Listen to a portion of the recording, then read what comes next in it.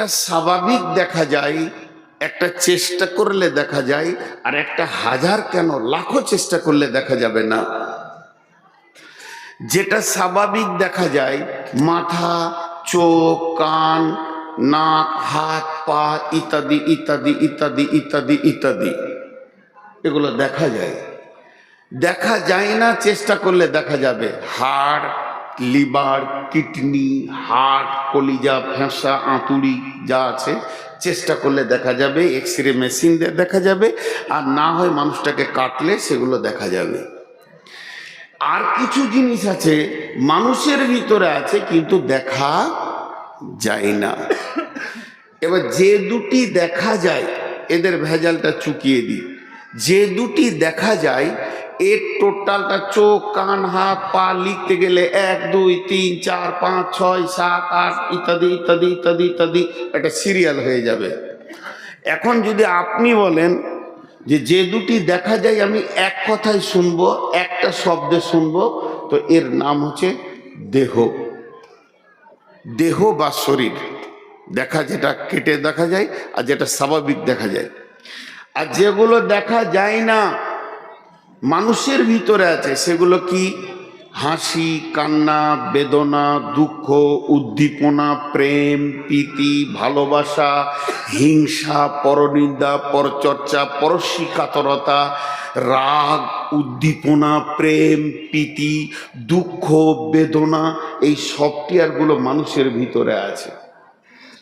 মানুষ কাঁদে, মানুষ হাসে, কিন্তু গরু জীবনে হাসে না, ওই সফটওয়্যারটা ওর ভিতরে নাই।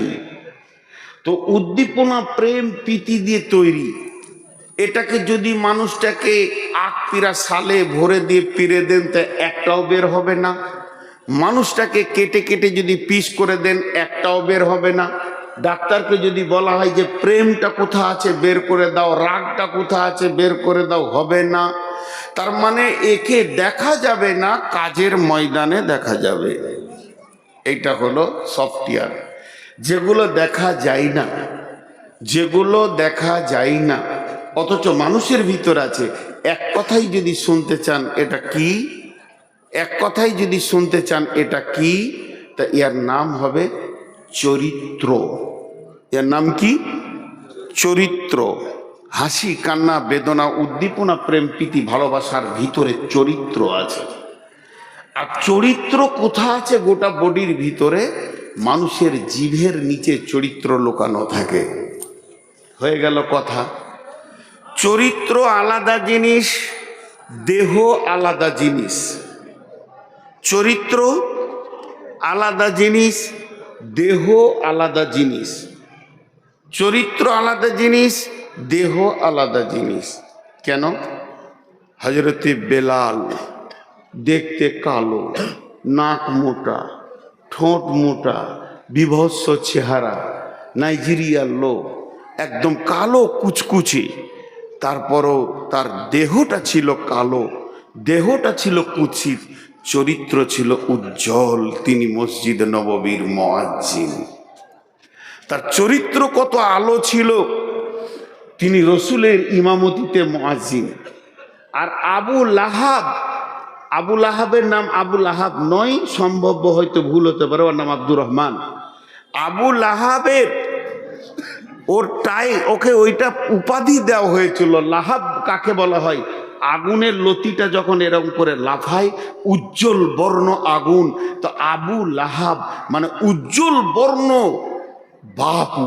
এত সুন্দর টকটকে চেহারা ছিল, চেহারা অতি সুন্দর ছিল, চরিত্র ছিল কুকুরের থেকে নোংরা, কুকুরের শুকরের থেকে নোংরা। তার জন্য আল্লাহ তাকে এমন শাস্তি দিল, ওর যখন লাশ হলো, মরে গেল, হাত কেউ দেয়নি, লাঠি করে খুঁচে খুঁচে কবরে পোঁতা হয়েছে। তাহলে চরিত্রের সঙ্গে দেহের কোনো সম্পর্ক নাই।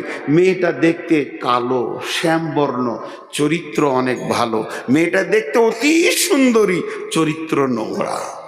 চরিত্রের সঙ্গে এই কথাটা এতক্ষণ বুঝালাম। এবার চলেন, দেহের মধ্যে সব থেকে দামি হলো মস্তিষ্ক।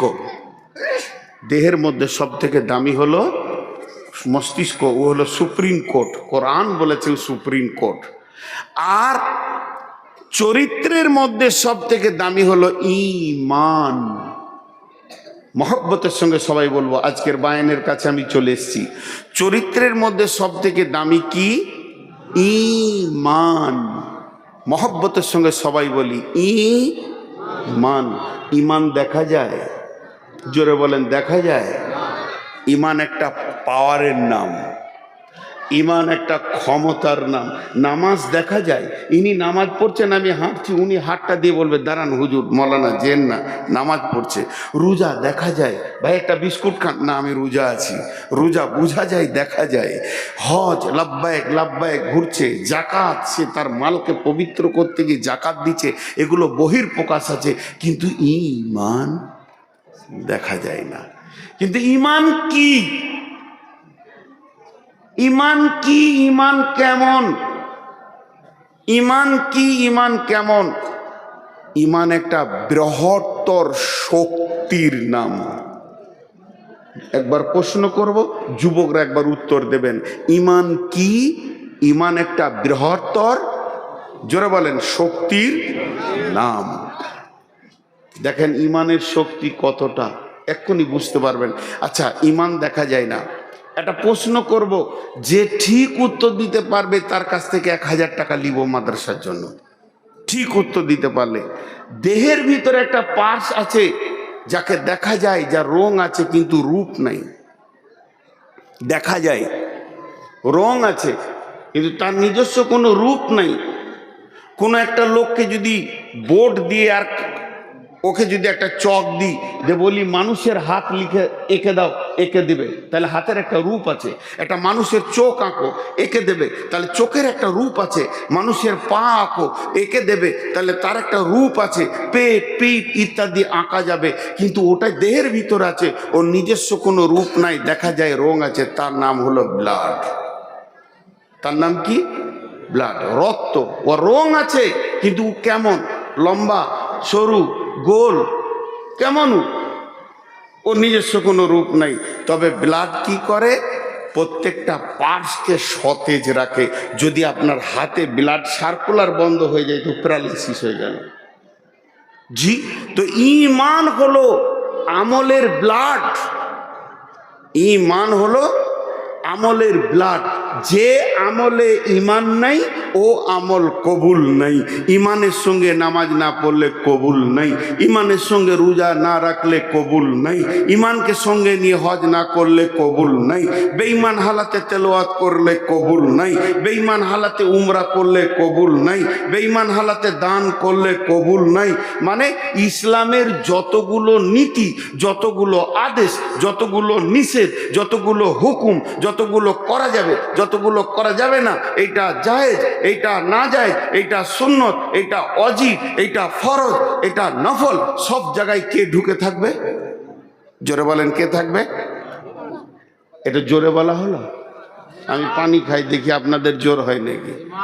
দাঁড়ান, আমি পানি খাই। সমস্ত আমলগুলোকে সতেজ করবে, তার নাম কি? ঈমান। আমি আজকে আপনাদেরকে বুঝাতে পেরেছি, এর জন্য আমি অনেক অনেক অনেক শুকরিয়া করছি আল্লাহর কাছে। ঈমানের একটা ক্ষমতা বলি, আমি এখন মাইকে বলছি সুসংবাদ, সুসংবাদ, সুসংবাদ। একজন যুবক উঠে বলছে কি সুসংবাদ? বলে চলে এসো, তোমাকে স্টেজে কেটে 3 পিস করা হবে। আচ্ছা, ও সুসংবাদ হলো? মওত থেকে বাঁচার জন্য মানুষ পেরেশান। কিন্তু একটা ঘটনা শুনেন। একজন মহিলা বিশ্ব নবীর কাছে এসে বলছেন, ইয়া রাসূলুল্লাহ, আমাকে পাক করে দেন। নবীজি মুখটা ফিরিয়ে নিলেন। এরপরে আবার ওই দিকে গিয়ে নবীজির সামনাসামনি হয়ে বলছেন, আমাকে পাক করে দেন। নবীজি মুখটা ফিরিয়ে নিলেন। আবার সামনে গিয়ে বলছেন, ইয়া রাসূলুল্লাহ, আমাকে পাক করে দেন। নবীজি বললেন, তুমি কি এমন নাপাকের কাজ করেছো যে আমাকে তোমাকে পাক করা লাগবে? মেয়েটি বলে দিলেন, ও দয়ার নবী গো, যে কাজ করলে মহিলারা মা হয়ে যায়, যে কাজের কারণে মেয়েদের পেটে বাচ্চা এসে যায়, আমার দ্বারা ওই রকম অপরাধটা হয়ে গেছে। আমার পেটে বাচ্চা এসে গেছে, আমি অন্তঃসত্ত্বা হয়ে গেছি। নবীজি আপনি আমাকে পাক করে দেন। বিশ্বনবী বললেন, যাও তুমি ফিরে যাও, বাচ্চাটা যেদিন জন্ম নেবে সেই দিন তুমি আসবে। কচি বাচ্চা আতুর ঘর থেকে নিয়ে নবীজির কাছে গিয়ে হাজির। ইয়া রাসূলুল্লাহ, এটা আমার পাপের ফল, আমি পাপ করেছি, তার ফল আমি পেয়ে গেছি, এবার আমাকে পাক করে দেন। বিশ্বনবী বললেন, ফিরে যাও, কারণ মাসুম জানে না তার মা বিদায় নিতে চলেছে, আমি তার পৃথিবীর বিকল্প খাবারটাকে কেড়ে নিতে পারি না, তুমি ওকে 2.5 বছর দুধ পান করিয়ে নাও। মেয়েটি আবার চলে গেল, 2.5 বছর তাকে দুধ পান করানো হলো। ওই বাচ্চাটাকে নিয়ে হাতে একটা টুকরো রুটি দিয়ে রুটি বাচ্চা ছিঁড়ছে, এটা দেখিয়ে বলছেন, ইয়া রাসূলুল্লাহ, এবার আপনি আমাকে পাক করে দেন। এই মেয়েটার কাছ থেকে ছেলেটা নিয়ে কোনো একটা সাহাবীর জিম্মাতে নবীজি দিয়ে দিলেন এবং বললেন, ওকে পাহাড়ের ধারে নিয়ে গিয়ে তোমরা রজম করে দাও। মেয়েটাকে পাথর ছুঁড়ে মারা হলো। একটা সাহাবী পাথর ছুটতে ছুটতে উটের হাড় ছুঁড়ে দিয়েছিল, আর মেয়েটার কপালে কিংবা দেহে লেগে ফিরিঙ্কি দিয়ে রক্ত এসে ওর জামাতে পড়ে যায়। বিশ্বনবীর কাছে এসে বলেন, ইয়া রাসূলুল্লাহ, ওই নাপাক মেয়েটার কাপড় রক্ত আমার শরীরে লেগে গেছে। বিশ্বনবী বললেন, কি বলছো তুমি নাপাক বলছো? কি বলছো তুমি নাপাক বলছো? একবার ভেবে দেখলে না মেয়েটার ঈমান কত স্ট্রং? 3বার মওতের মঞ্চে সে এসেছে, সে তো জানে আমাকে পাথর ছুঁড়ে মারবে, সে তো দেশান্তর হয়ে যেতে পারতো, পালিয়ে যেতে পারতো, তাকে তো বন্দি জীবন করে রাখা হয়নি।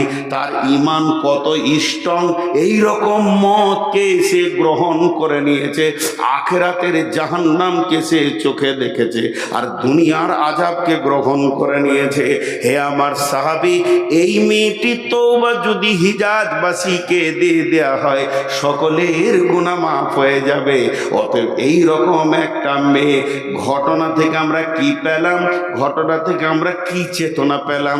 ঘটনা থেকে একটা চেতনা পেলাম, ঈমান মজবুত হলে আপনার আমার জন্যে মওতের মঞ্চ দেখতে হবে না। ঈমান আমাদেরকে ওই জায়গায় পৌঁছে দেবে যে জায়গায় আল্লাহ রাজি আছেন, রসুল রাজি আছেন।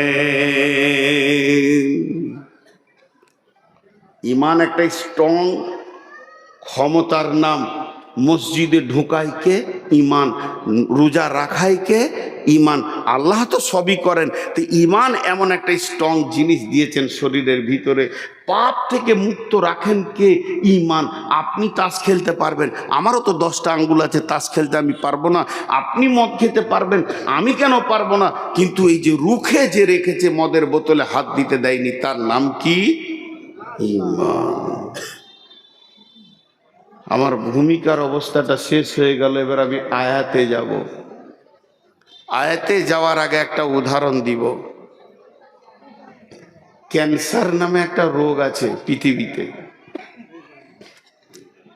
এখন ক্যান্সারকে বিজ্ঞানীরা বলছে নরমাল অসুখ, সুস্থ হয়ে গেছে মানুষ। তারপরও বোঝানোর জন্য বলছি, একটা দেহ আর একটা ঈমান, দুটো জিনিসকে পাশে পাশে রাখছি। একটা দেহ, একটা ঈমান। ইবাদত করবে কে? দেহ। করাবে কে? ঈমান। দুটোকে পাশে পাশে রেখে বলছি, কোনো একটা ব্যক্তির এই মেদেদা বাড়ি, তার ক্যান্সারের ভাইরাস হয়ে গোটা শরীর পচে ক্যান্সারের জীবাণুতে একদম গোটা দেহ তিল তিল হয়ে পোকায় ভর্তি হয়ে গেছে। ডাক্তার এরকম রিপোর্টটা হাতে ধরে বলছে, হার্ডলি 2 মাস, 1.5 মাস, না হলে হার্ডলি 2 মাস দুনিয়া ছাড়বে। এর আর পৃথিবীতে কোনো মেডিসিন বিকল্প কিছু নাই যে একে কেউ বাঁচাতে পারবে। ডাক্তার বলে দিল, তার আত্মীয় স্বজন সবাই জেনে ফেলেছে, শ্বশুর কুল, বাপের কুল, মায়ের কুল, মামার বংশ সবাই জানে যে আব্দুল সালামের ক্যান্সার হয়ে গেছে, আর বাঁচবে না। ফোনে রিং যদি যেছে মেয়েদের দা থেকে, তা চুমকে উঠছে, কি জানি খবর এলো নাকি যে এক্সপায়ার হয়ে গেছে। এবার 3 বার বলবো, একটা জিনিসকে ধ্যান দিয়ে শুনবেন। দেহে যদি ক্যান্সার হয় তার একটা রাস্তা, রাস্তার নাম মত, ঠিকানার নাম কবর। দেহে যদি ক্যান্সার হয় বিকল্প কোনো দুটো রাস্তা নাই, একটাই রাস্তা, রাস্তার নাম মত, ঠিকানার নাম কবর। আর একবার বলছি বোঝানোর জন্যে, দেহে যদি ক্যান্সার হয় তার রাস্তার নাম মত আর ঠিকানার নাম কবর, ঝামেলা শেষ। ইমানে যদি গাফলতি আসে, ইমানের ক্যান্সারের নাম গাফলতি, ইমানে ক্যান্সার হবে না। ইমান এমন একটা বডি, এমন একটা শক্তি যে আপনাকে আমাকে রোজা রাখাবে, গুনাহ ছাড়াবে, নেকি করাবে। এই রকম বডিতে যদি অলসতা এসে যায়, আমার আল্লাহ বলছেন ওর ঠিকানা জাহান্নাম। আর একবার বলছি, দেহে ক্যান্সার হলে ঠিকানা কবর, ইমানে অলসতা এলে ওর ঠিকানা জাহান্নাম। ইমানে অলসতা এলে ওর ঠিকানা জাহান্নাম। আচ্ছা, ওই দিকে যদি তাকাবেন তাহলে আমার বকা কি লাভ হয়েছে রে? ওই ঝামেলাটা মেরেই নেন। কোনো মেয়ে কটা টাকা দেবে, ও যাবে, তো ওই দিকেই ধ্যান, ও তো টাকাটা আনতেই হবে, এটা তো দরকার আছে, মাদ্রাসাটা এমনি চলবে। তো ওদিকে ধ্যানটা যাচ্ছে কি করে? আপনাদের এত ফিলোজফি বলছি, এরপর আমি আয়াতটা শোনাবো আপনাদেরকে, আর এই মধ্যে যদি ওইদিকে ধ্যান চলে যায় তাহলে তো বিপদ বটে ভাই। সবাই একবার বলেন আস্তাগফিরুল্লাহ, জোরে বলেন আস্তাগফিরুল্লাহ, নারে তাকবীর। আবার বলছি, দেহে যদি ক্যান্সার হয় তার ঠিকানা কবর, ইমানে যদি অলসতা আসে ওর ঠিকানা জাহান্নাম। ইমান এমন একটা শক্তি, একে ক্যান্সার কাবু করতে পারে না, করোনা কাবু করতে পারে না, জ্বর সর্দি কাবু করতে পারে না, কিন্তু অলসতা নামে যে বস্তুটা পৃথিবীতে এসেছে, কার ভিতরে যদি ইমানে অলসতা চলে আসে ওর ঠিকানা জাহান্নাম। এবার আয়াত পড়ছি, বিসমিল্লাহির রহমানির রহিম। ওয়ালাকাদ জারানা লিজাহান্নামা কাসীরাম মিনাল জিন্নি ওয়াল ইনসি লাহুম কুলুবুল লা ইয়াফকাহুনা বিহা ওয়া লাহুম আয়ুনুল লা ইবসিরুনা বিহা ওয়া লাহুম আযানুল লা ইয়াসমাউনা বিহা উলাইকা কাল আনআম বাল হুম আদাল উলাইকা হুমুল গাফিলুন। আল্লাহ তাবারাক ওয়া তাআলা বলছেন, এই আয়াতের তরজমাটা শুনেন, হাতগুলো ধরে বলছি, খুব মনোযোগ দেন, খুব মনোযোগ দেন। আল্লাহ তাবারাক ওয়া তাআলা বলছেন, কঠিন কিয়ামতের দিনে যখন জিন ইনসানকে এক জায়গায় জমা করব, সেই দিন আমি দল দল দল দল মানে একদম বোঝা বোঝা মানুষকে এবং জিনকে জাহান্নামের ভিতরে ঢোকাবো, জাহান্নামের ইন্ধন বানাবো, জাহান্নামের জ্বালানি বানাবো, জাহান্নামকে প্রজ্বলিত করব। কাকে দিয়ে? জিনকে দিয়ে এবং ইনসানকে দিয়ে। আল্লাহ তাবারাক ওয়া তাআলা বলছেন, কারণ কি? কারণ কি? কারণটা শুনে নাও। তাদের দিল দিয়েছিলাম, দিল নষ্ট হয়েছে, চোখ দিয়েছিলাম, নষ্ট করেছে, কান দিয়েছিলাম নষ্ট করেছে, মনুষ্যত্বের জীবন দিয়েছিলাম সেটাকে ক্রস করে পশুত্বে জীবন গ্রহণ করেছে। শুধু পশুত্বে গিয়ে স্টপ নেয়নি, সেটাকেও ক্রস করে নিচে চলে গিয়ে পশুর থেকেও খারাপ জীবন যাপন করেছে। এখন আমরা যদি আল্লাহকে বলি কেন কেন কেন কেন কেন কেন কেন মানুষটা এত নিচে নামলো কেন, তার চোখ কান দিল নষ্ট হলো কেন, মনুষ্যত্ব নষ্ট হলো কেন, সে পশু হয়ে গেল কেন, তার থেকে নিচে গেল কেন কেন কেন কেন কেন আল্লাহ একটাই উত্তর দিচ্ছেন, উলাইকা হুমুল গাফিলুন, এরা ছিল অলস অলস অলস অলস, গাফিল গাফিল গাফিল। আল্লাহ তাবারাক ওয়া তাআলা বলছেন গাফলতি এত ভয়ানক অসুখ, গাফলতি এত ভয়ানক রোগ, মানুষকে জাহান্নাম নিয়ে চলে যায়। ক্যান্সার অত ভয়ানক নয়, ক্যান্সার আপনাকে